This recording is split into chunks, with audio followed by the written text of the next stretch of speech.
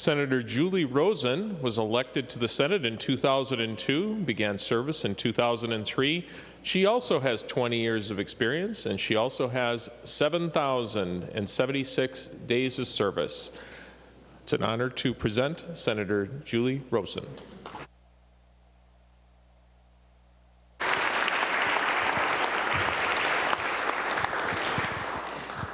So it's been an honor to serve with this man for the last 12 years and be a seatmate for the last 10 years. You had 2 years up there, and I missed you terribly, but I had a chance to sit with. And we did this every morning after our prayer and our Pledge of Allegiance. And every election, he'd be going, Julie, don't do it, put that speech away, put it back in the drawer. You're not going to retire. And I'd put it back in the drawer. Can I take it out now, Jeremy? I can take it out. This is very hard. And you might have to share the Kleenex. And it's hard to believe there's been 20 years, a third of my lifetime has been spent here. I want to thank my district, 23. They have been amazing, and they believed in me. And it's been an honor to serve these humble, hardworking people. And I feel so good that Senator Draheim, you'll be serving them very well. So this makes it much easier to know that you are going to be working with them, working with Senator Frentz to take care of these very honorable people. And that's why I ran, because I feel so passionate about these folks. You know, it's funny, you get up here and you get beat up all week, and then you go home and you go, oh yeah, this is why I ran for office, because I can make a difference. And it makes a difference for them because they have a voice up here. I remember the first time in 2003 walking up those stairs outside here, and my knees are knocking. I'm going, what the heck did I get myself into? I am not qualified. I have a degree in agronomy from Colorado State. What am I doing here?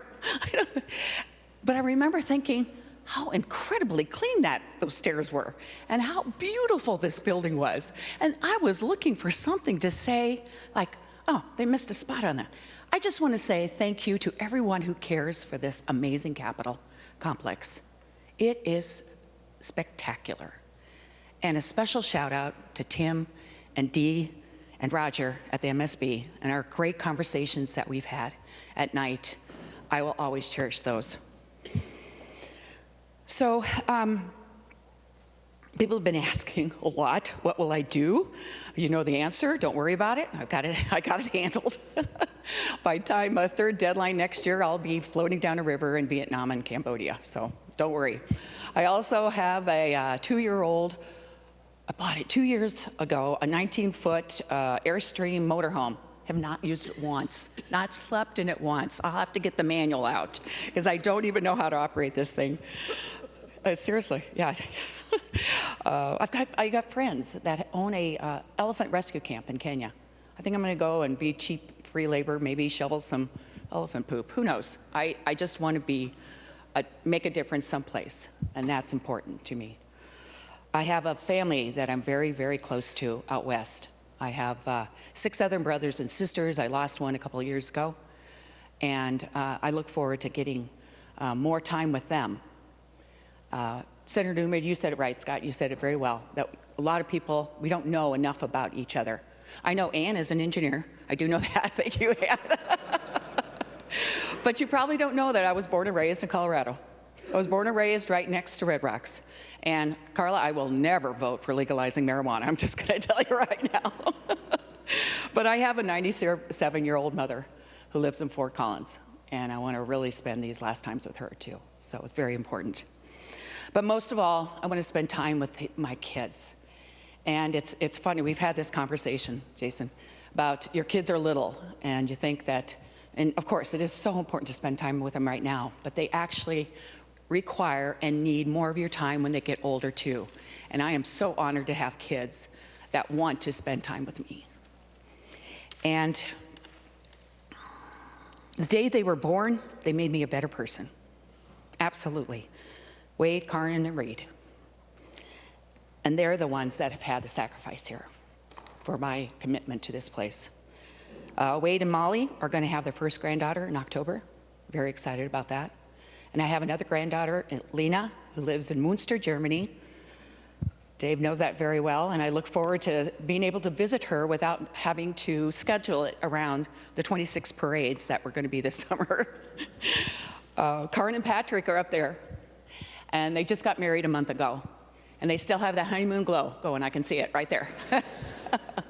They live in New York City, and I'm very, very close to all my kids. And then my little buddy, Reed, he lives in Kansas City, and he couldn't come today. But they started this journey with me when they were in high school, middle school, and grade school. And I always told them to give back to their community. It doesn't matter what you do. Figure out something to do for your community. And they've turned into these solid, heartfelt, intelligent human beings who are striving every day to make a difference in this world. And their father, Tom, and I did a great job raising you. I will take credit for that. And couldn't be more proud. So thank you, kids, and thank you, Tom, for the sacrifice you made so I could fulfill my commitment to our community. A couple other people I would like to mention that just still, Bobby Gunther. Bobby Gunther, if you haven't had a chance to know Bobby Gunther, it's your loss. He means the world to me. And I started off with Bobby and Tony Cornish, and it was a great team. We worked very, very well together.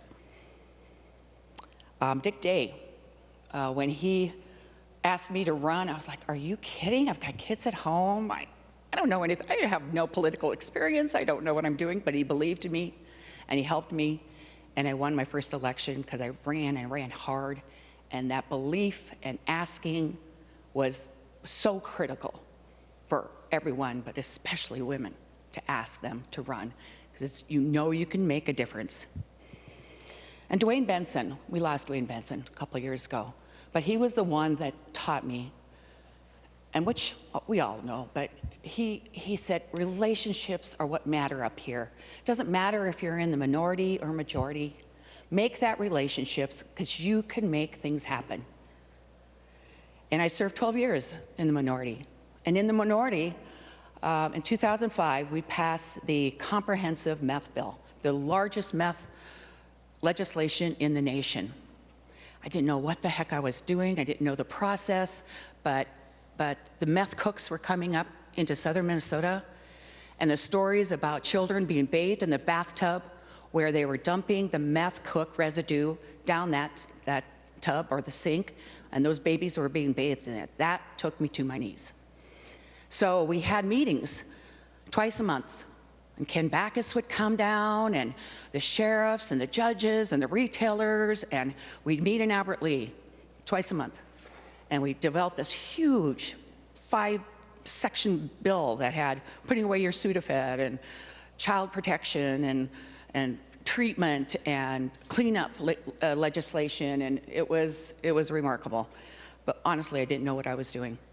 Linda Berglund calls me up one Saturday.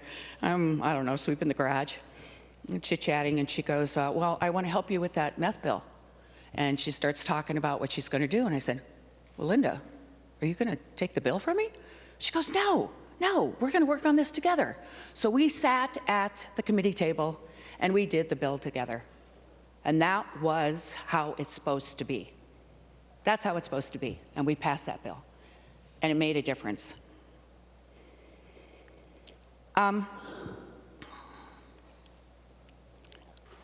The stadium bill, I do want to go back to that. That was, that was brutal. But I remember the first time driving up Hiawatha and seeing the structure for the first time.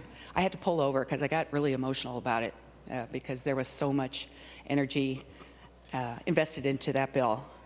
And never, I hope you all, the ones that get to stay, get to have a relationship or a bill where you work with a governor and a House member, and you are like this. You are not going to move. You are not going to negotiate unless the other two are together. So a special shout out to Governor Dayton, because he was true to his word on that. And we were able, because of that relationship with Maury Lanning and the governor, Dayton, and myself, we were able to push that forward, and many of the other ones. Dave, Tom, you guys did the yeoman's work too, getting all the votes and getting that pushed through. It was truly amazing.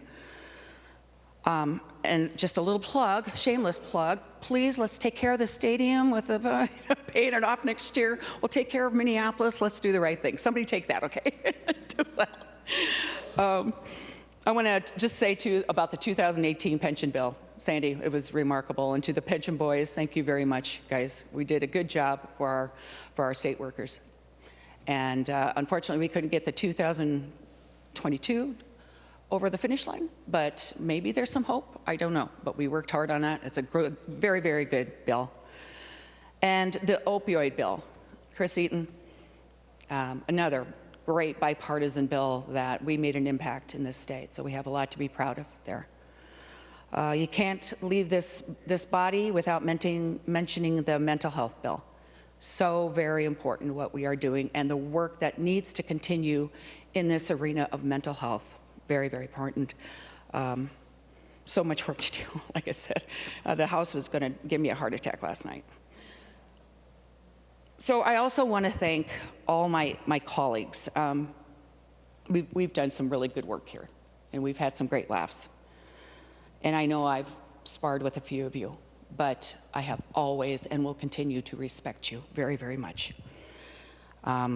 Special thanks to the Sensibles, and you know who you are. I'm looking around, I'm not going to mention names, but there's the Sensibles here. And I actually think we got Paul Kazelka, Michelle Benson, and Scott Newman. You're honorary Sensibles. And the two that I'm going to miss terribly is Dave Senjum and Jeremy Miller. You guys are my best buddies, and we've been through a lot.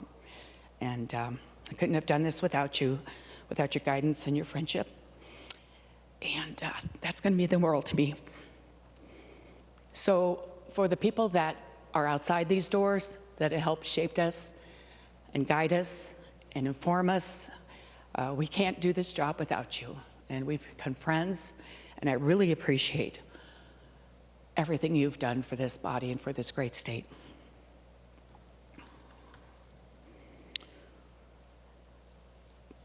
The other very important people that I'd like to, hope I get through this one, is I've had the honor to serve as the chair of finance for the last 6 years. And sitting next to Eric Nauman, Tom Boddern, and Dallas Fisher have been the highlight of my career. And I'm especially attached to Eric Nauman and his wife, Patty. And if I don't, where are you, Eric? There you are. I hope we can continue on with our relationship, if not here, maybe in France. I've had some great CAs, Brian Perro and Jessica Young, but Dallas, you've been extraordinary, so thank you very much. And I've had some wonderful LAs, a couple clinkers in there. But whew, I've got stories I'm going to tell you. But Kelly Johnson, you have served the district so well and have taken care of me, and I really appreciate it. And I thank all my LAs. I ran into my first LA from 20 years ago, Shaznana Beznevov, and she's Ukraine, and her mother lives in Ukraine, so please keep Ukraine in your prayers still. And we had a great talk, and it's so fun to go back to those relationships and know that you did make a difference. And just because I ran through an LA once a year doesn't mean I did anything wrong. It just means I trained them really well, and they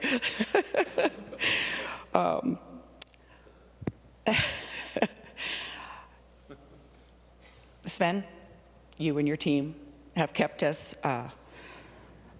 safe and secure in your diligent oversight. Thank you. We've been together a very long time. Cal, the front desk, you are what makes this work. I'm so very happy to have worked with you. Mr. President, I've told you, I'll tell you again, you have been an extreme pleasant surprise. I thought there would be your mallet flying across to Senator Latz at one point. But you have been remarkable, but you were trained by a very good presence too in the past. So thank you very much for your service. So going forward, members, I'm going to walk out these doors for the last time. knowing I have served my district and the state well with all your help. Thank you very much.